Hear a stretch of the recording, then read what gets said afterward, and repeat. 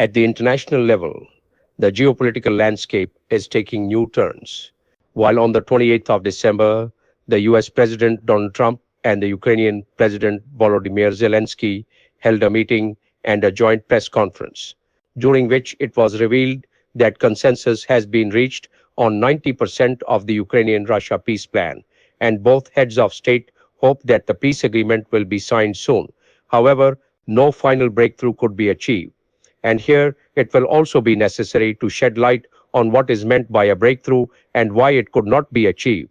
Among the key points of the Russia-Ukraine peace plans, Donald Trump's peace plan tops the list, which initially included 28 points, of which 20 remain going forward.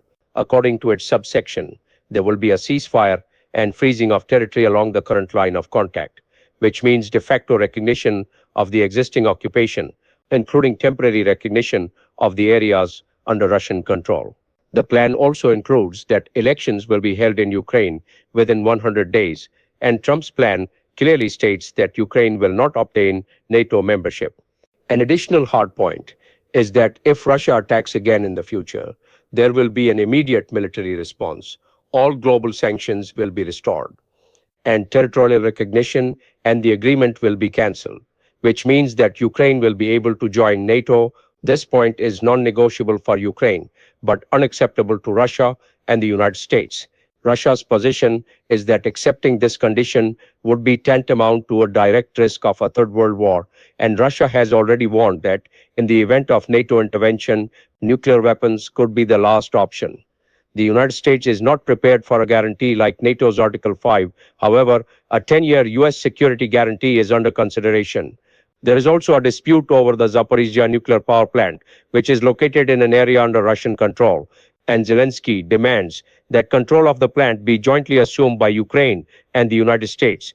Russia refuses to hand over control because the area is already under Russian occupation, and this issue is among the most sensitive and unresolved points. There is disagreement over the demilitarized zone, and Ukraine's demand is that all areas under Russian control be fully demilitarized.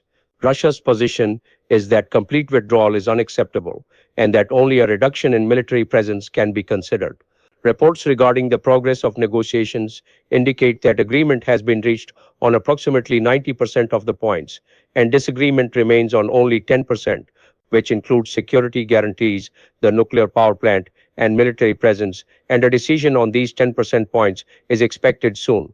Russia has already retained Crimea and other eastern regions, and Russia's primary objective is recognition of control over these areas. Russia will not compromise on territorial control in exchange for a guarantee of not joining NATO. The American role and financial facts are that the United States claims to have spent $300 billion on Ukraine so far, whereas the BBC has confirmed that this expenditure amounted to $130 billion from the 24th of January 2022 to the 31st of August 2025. Donald Trump's position is that if the United States withdraws its support, Ukraine will not be able to resist Russia, and the Ukrainian president will lose more territory and may even lose his country. Therefore, no final benefit is possible for Zelensky without US approval. Russian military pressure and recent attacks are such that Russia has intensified attacks on Ukraine's energy infrastructure in recent days, the purpose of which is to prevent Ukrainian or American control over the Zaporizhzhia nuclear site, and this pressure is being used to gain leverage in negotiations.